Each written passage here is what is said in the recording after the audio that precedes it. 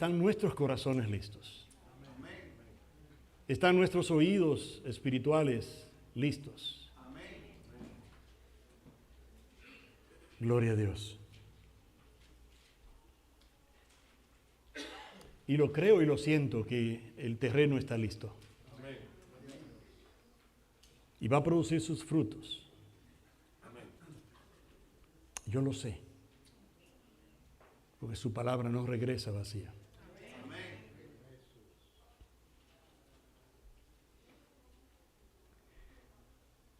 Amén.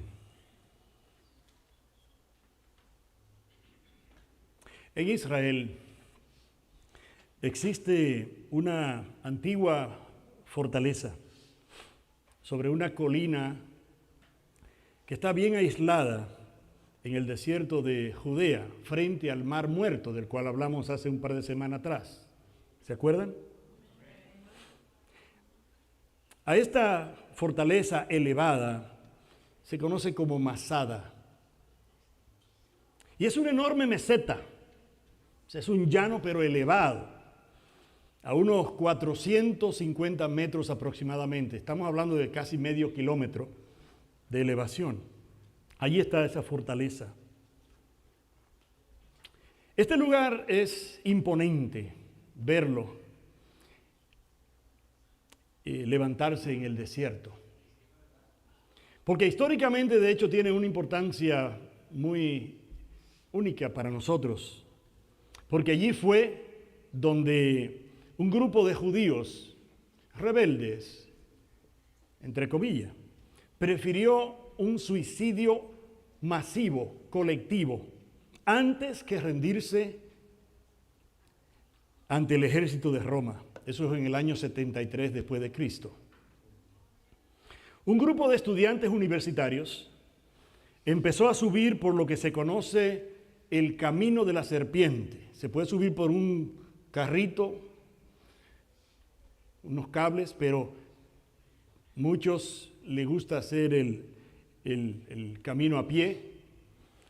El camino de la serpiente son unas 2 millas aproximadamente de muchas curvas y constantemente inclinado. Hacia la meseta. Ese grupo de estudiantes con un par de maestros y de hecho un médico también estaba con ellos. Uno de esos estudiantes, confiado por su buena condición física, comenzó bien el ascenso con el grupo. Pero como a los 30 minutos aproximadamente, el sol y el viento seco del desierto empezó a deshidratarlo, pero muy rápido. Eran como las 10 de la mañana más o menos, y cada uno llevaba su mochila con agua, una mochilita pequeña y con una manguerita que solamente tenía para tomar agua. Pero ya el agua, en apenas media hora, 45 minutos, ya no se sentía fresca del calor que hacía. Y esa espalda que, obviamente, con el sudor y... Por más que tomara agua, este joven del grupo, la sed no se le quitaba. La rampa hacia la meseta o hacia Masada parecía que no terminaba nunca, ¿verdad? Bajo ese sol de Masada. A pocos metros de ya de la cima, ya casi al llegar, digamos una 3/4 parte del trayecto, este joven, al igual que los demás, pero este joven específicamente miraba a la cumbre que parecía que estaba muy cerca, pero sus piernas comenzaron a no responder. Y el mareo lo obligó a sentarse y esperar, recuperarse. La sed no se le quitaba. Y un médico que era parte del grupo, que se quedó un poco atrás al mirar al joven que se quedaba y de repente se sentó, le entregó unas pastillas de esas de hidrolitos o electrolitos. Son como unas jelly beans. Mientras el estudiante se recuperaba, el médico le sonrió y le dijo: el desierto no castiga tu cuerpo. Pues así se sentía el joven: el desierto me está dando duro.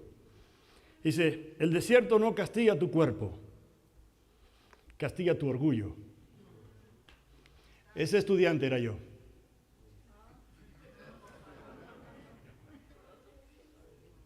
Yo me sentía listo. Pero el punto no era ni yo ni lo listo que estaba, sino que en esas condiciones, por más que tomara agua, no se me quitaba la sed. Y en Juan 7:37, Jesús se puso en pie y exclamó, dice a gran voz: si alguno tiene sed, venga a mí y beba. Y él no hablaba de un alivio temporal. El mundo ofrece muchas cosas temporales. Todo es temporal, menos su palabra, menos sus promesas, menos nuestro Dios. Amén. Él no hablaba, cuando hacía esa invitación,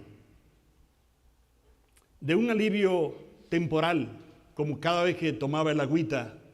De hecho, iba a traer la mochilita, pero yo creo que la tiré, pues, me recuerda ese tiempo. Y él no hablaba de esa clase de alivio pasajero y temporal, como el que yo les comentaba. Se dirigía a quienes llevan el alma, a este pueblo que lleva el alma reseca por la rutina, el día a día, el afán, el trabajo. Gloria a Dios. O seca por el vacío, sin entender todavía por qué, por más que tome agua, no puedo satisfacer mi sed. Y ese vacío no se llena. No sé cuántos de ustedes pueden recordar la gente que nos ha confesado: yo tengo ese vacío y no se llena con nada. Y no sé cuántos de ustedes o nosotros nos acordamos de que antes de Cristo teníamos un vacío que queríamos llenarlo de esta manera, y ahí estábamos atendiendo a las muchas alternativas que nos ofrece el mundo para tratar de lograr un poquito de contentamiento, de satisfacer un poquito nuestra alma, y nada llenó nuestro vacío sino la presencia de Cristo. Amén. Jesús se presenta como la fuente que realmente sacia. Lo voy a decir otra vez. Jesús se presenta al decir: si alguno tiene sed, venga a mí y beba. Y le dijo a la samaritana: y del agua que yo le diere, si alguno toma de esta agua, no tendrá sed jamás. Amén, gloria a Dios. Por eso Él se presenta como esa fuente que es realmente sacia, porque había que estar siempre yendo al pozo a buscar. Y si yo quiero de esa agua, ¿se acuerdan la historia? Semanas atrás, no sabiendo que estaba hablando del agua espiritual. Sí, Jesús nos invita a dejar de buscar alivio en pozos que se secan. Amén. Y a encontrar en Él un descanso profundo y permanente. Todo pasa menos su palabra. Amén. Ni lo que Él nos prometió. Una y otra vez, ya parece un cliché, ¿verdad? Estamos viviendo un tiempo que todo es rápido. Decía una hermana que me testificaba cómo no se daba cuenta cómo iba aprendiendo. Porque el mismo ritmo, la vida que llevamos nos lleva a querer resultados, pero rápido. Porque todo es rápido, microwave.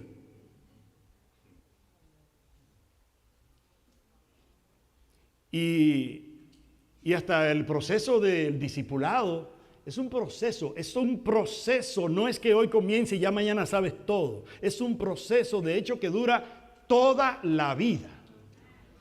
Aprender inglés es un esfuerzo que va a dar su fruto y ni cuenta te vas a dar y de repente estás hablando inglés.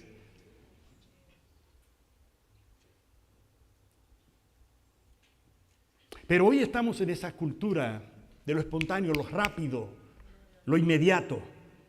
Y Jesús nos ofrece un descanso no pasajero. Incluso ni siquiera muchas veces inmediato, muchas veces, venid a mí todos los que estáis cargados, trabajados y yo os haré descansar. Y a veces entendemos que, bueno, pues déjame ir y yo sigo cansado.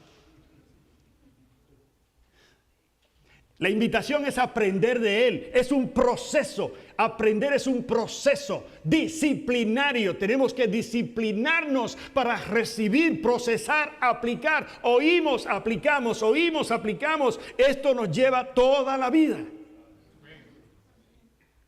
Aquí no ofrecemos nada de ahora, lo único que te ofrecemos ahora, si alguien no ha recibido al Señor en su corazón, sí, tu salvación puede ser ahora.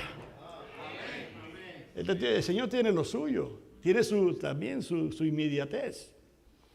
Jesús eligió este momento con una intención simbólica profunda, pero más que simbólica, profética, impresionante en Juan 7 y también Juan 8, que vamos a ver más adelante.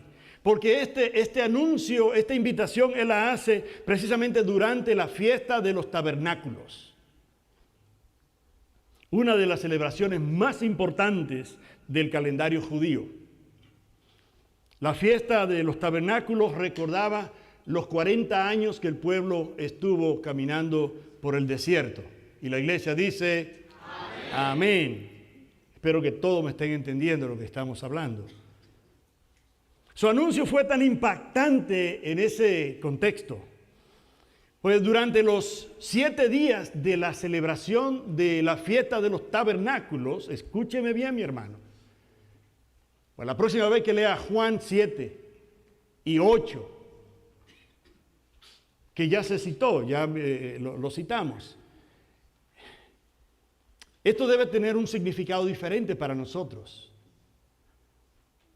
Porque durante estos 7 días de la celebración de la fiesta de los tabernáculos, cada mañana, en los 7 días, cada mañana, se hacía lo que se llama la ceremonia del agua, donde un sacerdote bajaba al estanque de Siloé con una jarra de oro. Eso era una ceremonia durante los 7 días, para recoger agua en el estanque. Luego regresaba al templo. Y eso era una procesión preciosa, muy festiva, muy llena de una ceremonia maravillosa que todo el pueblo presenciaba. Era maravilloso, con música de trompetas y flautas. Y al llegar al altar en el tabernáculo, derramaba el agua junto con vino mientras el pueblo cantaba esos salmos que se conocen como Jalel, que son los salmos del 113 al 118. Usted lo puede chequear de tarea, qué es lo que dice exactamente y qué es lo que cantaban cada mañana en la ceremonia del agua. Recordando, valga la redundancia, la experiencia del pueblo durante 40 años en el desierto. Isaías nos dice, sacaréis con gozo aguas de las fuentes de la salvación. Y esto era simbólico, pero era profético. Amén. Hoy usted y yo podemos sacar agua del pozo de la salvación. Amén. Gloria a Dios. Así dice nuestro pasaje. En el último y gran día, la celebración era grande de verdad. 7 días celebrando.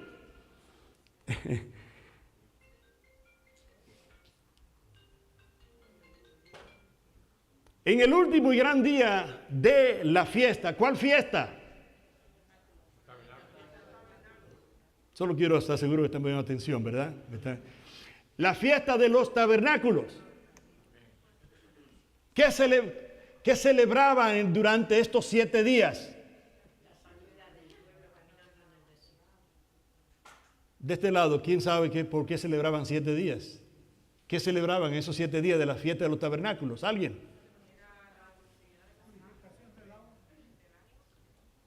¿Qué celebraban durante los 7 días? ¿Qué eran las fiestas de los tabernáculos? Los 40 años del pueblo pasar por el desierto. Amén. Y cada día hacían esta ceremonia que se conoce como la ceremonia del agua. Amén. El anuncio de Jesús ocurrió precisamente en el 7º día. Algunos dicen que fue el 8º después de ya el 7º, pero bueno. Fue en el 7º día, 7 días. En el último y gran día, dice la palabra de Dios. Era el clímax de la fiesta, conocido precisamente como ese gran día, como el Hoshama Jabá. Esto específicamente fue para mi hermano Mota, que lo dije. Si aquí quien habla hebreo, pues así se llama el asunto. En este día, la ceremonia era, el día último era súper solemne. Los sacerdotes rodeaban 7 veces el lugar. Amén. Era el momento en el que el pueblo oraba con mayor fervor durante esas vueltas del último día. Y oraban procurando la bendición del agua precisamente que tanto necesitaban para sus cosechas y por el derramamiento del Espíritu Santo. Recordemos que la fiesta, pues, era, cuando hablamos de la experiencia del pueblo durante los 40 años por el desierto, pues, nos recuerda que el Señor proveyó agua en el desierto. Esa agua salió de una. ¿Quién es la roca? Amén. Para saciar la sed de Israel. ¿Se acuerda cuando Moisés dio la roca? Amén. Tengo deseo de hablar un poquito más de eso, pero quiero llegar al punto principal. Por eso, al gritar, vengan a mí y beban, Jesús estaba declarando algunas cosas profundas, 3 cosas fundamentales. Primero, que Él es la verdadera roca. Sí, estaban celebrando la experiencia de los 40 años en el desierto. Y ahora le están diciendo, yo soy la roca. Vengan a mí y beban. Amén. En el desierto bebieron de esa agua que salía de la roca. Y Él dice, si tienen sed, si alguno tiene sed, venga a mí ahora. Y lo dijo en gran voz, en medio de mucho ruido, ¿verdad? Aquella agua que brotó de esa roca era realmente sombra de lo que venía. Y el pueblo entendía ese lenguaje. Segundo, con esa declaración y esa invitación, Él estaba declarando que Él es el Mesías del cual hablaron los antepasados, de los cuales habló Moisés y los profetas. El derramamiento del agua simboliza la llegada de esa era mesiánica, la era del Mesías. Jesús estaba afirmando que en ese tiempo ya había llegado con Él lo que habían anunciado los profetas. A lo que se estaba refiriendo Moisés se cumplía en Él. Por eso, la palabra de Dios, los 66 libros, guardan una relación íntima perfecta. Y todo lo que ocurrió en el Antiguo Testamento,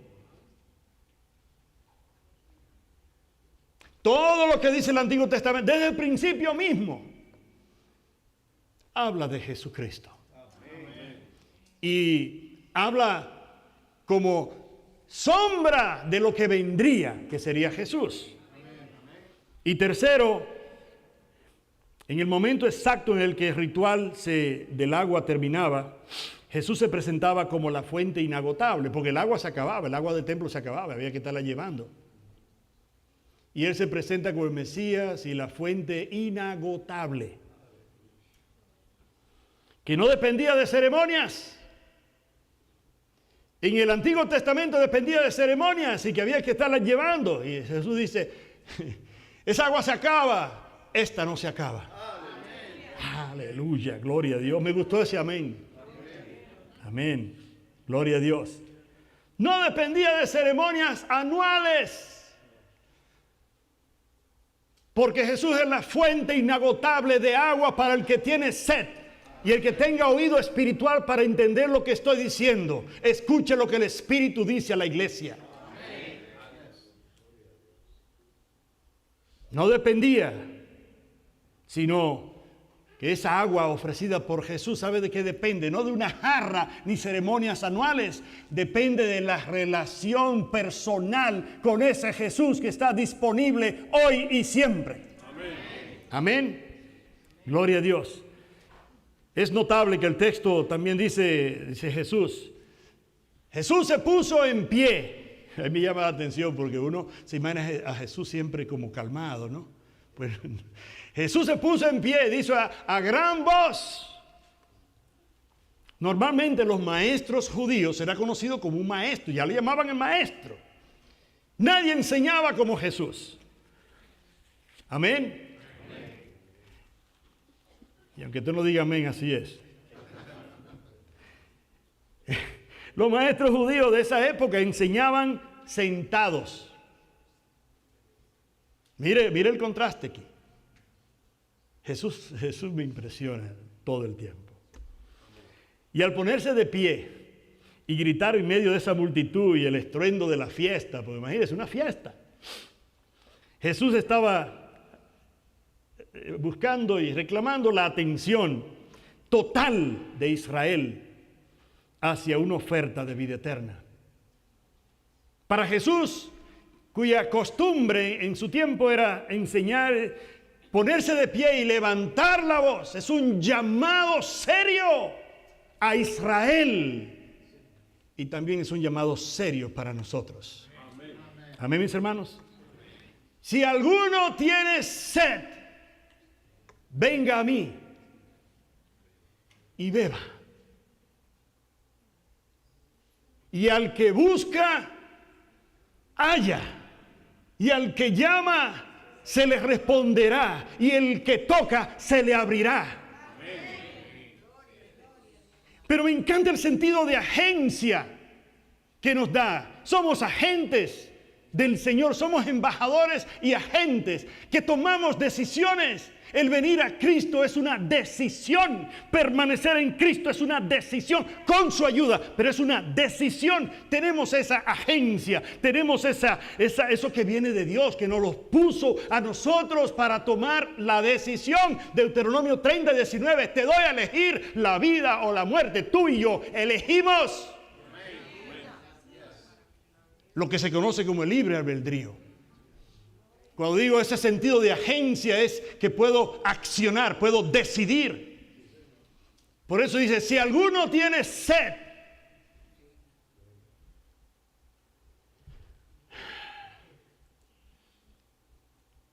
había un vago en mi pueblo. Esto no estaba en el libreto. Y dije mi pueblo para que nadie... Hicieron allá tuvieron una fiesta de esas patronales, inventaron ese año premiar al vago más vago de Moca.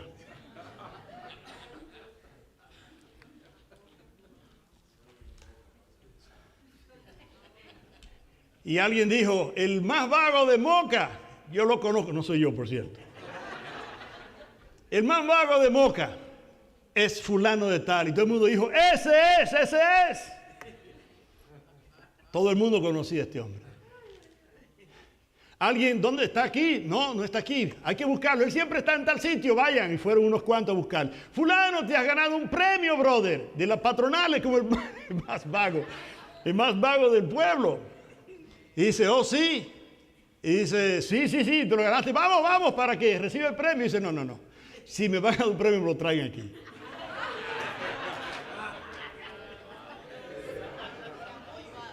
Hay que accionar. Hay que accionar, hay que determinar. De hecho, Dios es tan perfecto que nos puso neuronas aquí, que cuando nosotros decimos, yo voy, obviamente la palabra nos enseña que le ponga al ladito, si Dios lo permite.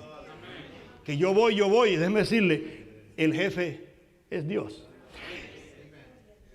Pero no ha puesto neuronas, como dice, yo voy para el servicio, voy a honrar, quiero estar allí con mis hermanos calientitos, quiero el cariño de mis hermanos, yo quiero ir, voy a ir, Señor, quiero ir, voy a ir. Cuando decimos eso, o cuando decimos, ok, mañana a las 7, ahí en el trabajo, dice, sí, ahí estaré, ¿sabe qué? Uno se acuesta y el cerebro está programado y no sé, cada quien tiene su ritmo, pero sabe que a las 7 tiene que estar allá. Y a las 7 va a estar ahí. Porque el Señor nos equipó para eso. Voy para el servicio. Estaré en el servicio. Hay unas neuronas ahí en el cerebro que ya nos programan y nos dicen, ok, y le dice al resto del cuerpo, vamos para el servicio mañana. O vamos para tal reunión, o voy para tal cosa. No recuerdo el nombre de esas neuronas. Pero cuando determinamos hacer algo, voy a hacer esto siempre con la ayuda del Señor, pero voy a hacer esto, el Señor nos dio ese sentido de agencia. Amén. De ejecutar aquellas cosas, nos programan. Es tan perfecto Dios. Amén. Gloria a Dios. Si alguno tiene sed, venga a mí y beba. No haga como el hombre que le conté, ¿verdad? Sin embargo, la declaración de Jesús en Juan 8:12.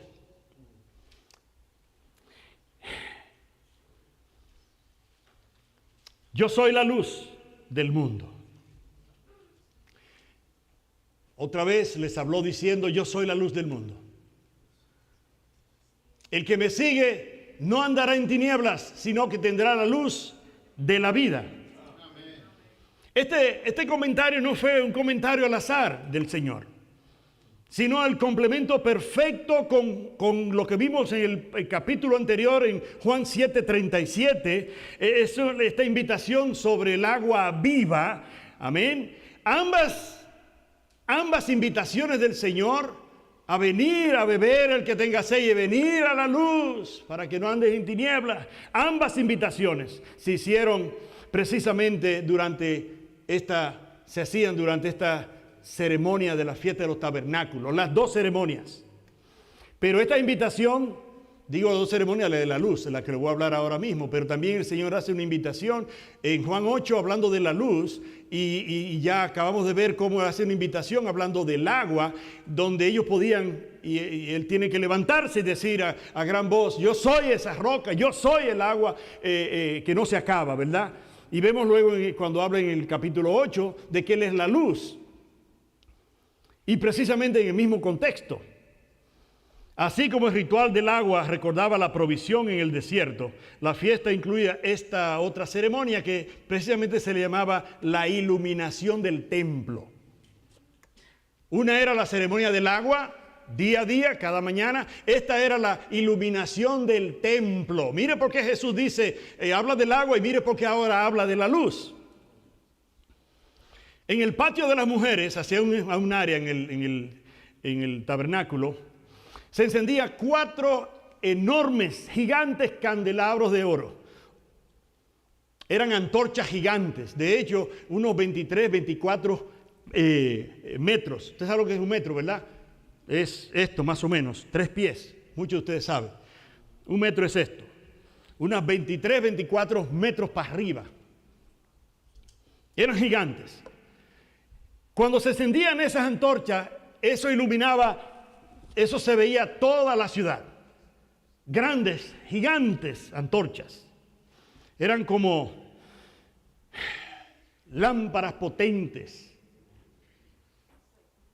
que iluminaba cada rincón de Jerusalén. ¿Y sabe por qué se hacía esto? Para conmemorar, ¿quiénes se acuerdan? ¿Qué pasaba durante los años en el desierto?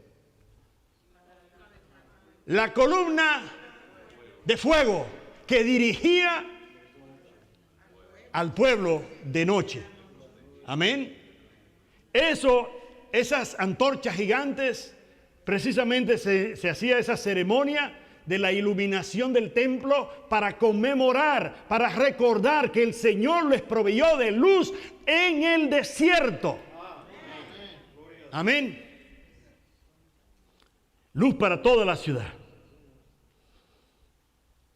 Cuando Jesús dice yo soy la luz del mundo, en ese contexto de las fiestas, Él está haciendo una declaración muy superior y divina.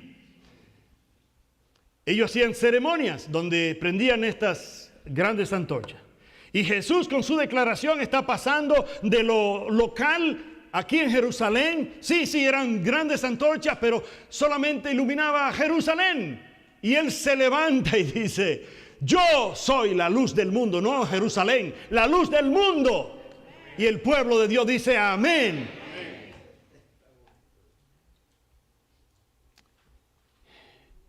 Él cuando hace esa declaración que Él es la luz del mundo, pasa de lo temporal a lo eterno, porque las luces del templo se apagaban al terminar la fiesta, así como el agua que había que estarla buscando en jarras. Así la luz se apagaba del templo y Él dice, yo soy la luz del mundo, no solamente de Jerusalén, sino del mundo. Y también está hablando del sentido de permanencia. Porque la luz que se encendieron, esas 4 grandes columnas, eran temporales. Pero Él es la luz que permanece. Amén, mis hermanos. Para que no ande en tinieblas, sino que tenga la luz de la vida. Y déjeme decirle muchas veces, porque pasó conmigo, muchos de nosotros saben lo que estamos hablando. Amén.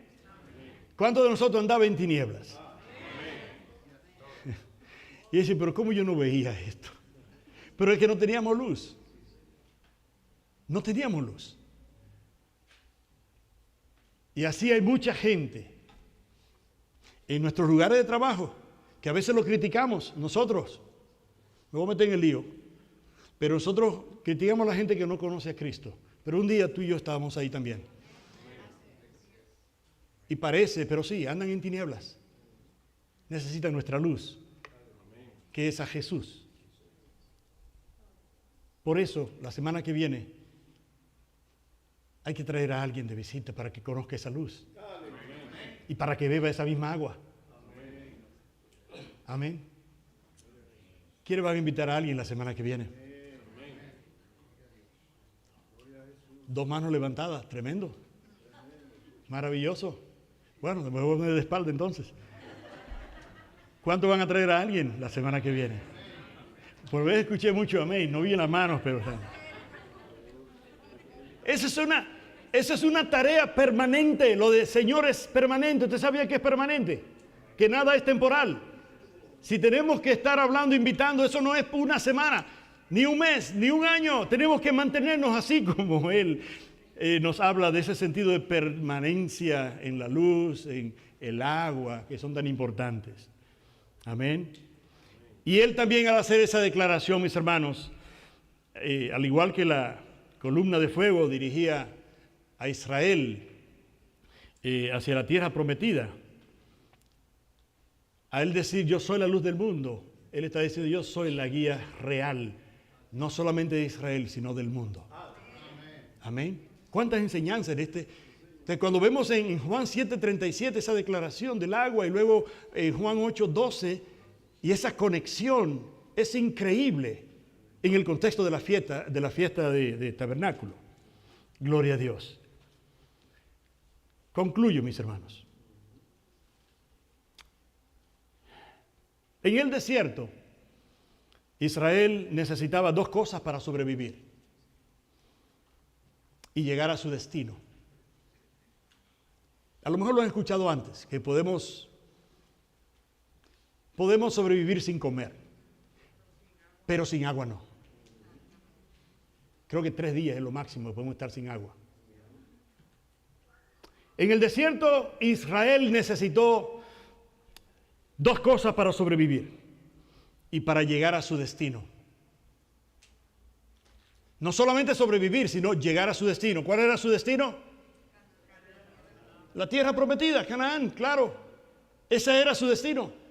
Y nosotros vamos también a la Canaán celestial. Nosotros también vamos en una jornada hacia la Canaán celestial. Nosotros vamos también en una jornada para alcanzar la victoria que es en Cristo Jesús. Y aleluya. Necesitaban dos cosas. Necesitaban el agua, Juan 7:37. Y necesitaban la luz, Juan 8:12. Ellos la veían de manera temporal, ahí en el desierto celebraban la ceremonia, pero si se terminaba la ceremonia se apagaba todo. Y Él dice a gran voz: yo soy esa fuente permanente. Yo soy la luz del mundo. Amén. Y se necesitan esas dos cosas, el agua y el fuego. El pueblo de Israel necesitó el agua y el fuego para llegar a su lugar, dirigidos por Dios. Sustentados por Dios. El agua representa el sustento de Dios. Y la luz, la guía, la dirección de Dios. Hoy en día, ese es un llamado para nosotros. Jesús sigue siendo y es, siempre fue, es y será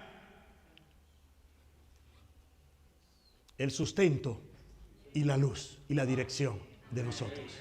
Por eso, cuando Él dice, el que tiene sed, que venga, que tome la decisión. Y maravilloso, porque el Señor no obliga a nadie. Qué lindo el Señor, qué amable el Señor. Dice, el que tenga sed, que venga. Gloria a Dios. Todo lo que los antepasados recibieron de forma física y temporal en el desierto, el Señor prácticamente les dice a través de estos pasajes: yo soy eso, pero de la manera espiritual y permanente. Amén. Inclinen sus rostros, por favor.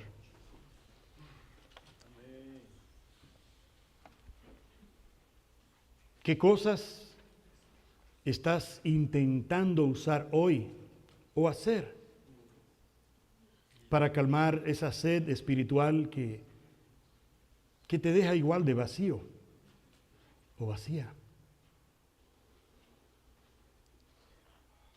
¿Qué nos impide? ¿Qué es lo que te está impidiendo acercarte hoy a Jesús con toda honestidad para recibir su agua de vida y caminar bajo su luz? Oremos. Señor Jesús, reconocemos ante ti la sed profunda de nuestras almas y los momentos en que hemos caminado a oscuras intentando llenarnos con lo que el mundo ofrece. Señor, hoy queremos responder a tu llamado, a tu invitación. Señor, y aquí están nuestros corazones, decididos a beber de tu agua viva y a seguirte, para no andar más en tinieblas, sino en la luz de la vida. Señor, es mi oración, es nuestra oración, Señor, de todo tu pueblo que estamos aquí reunidos en este día, que sacies nuestros corazones, que guíes nuestros pasos a partir de hoy. Amén.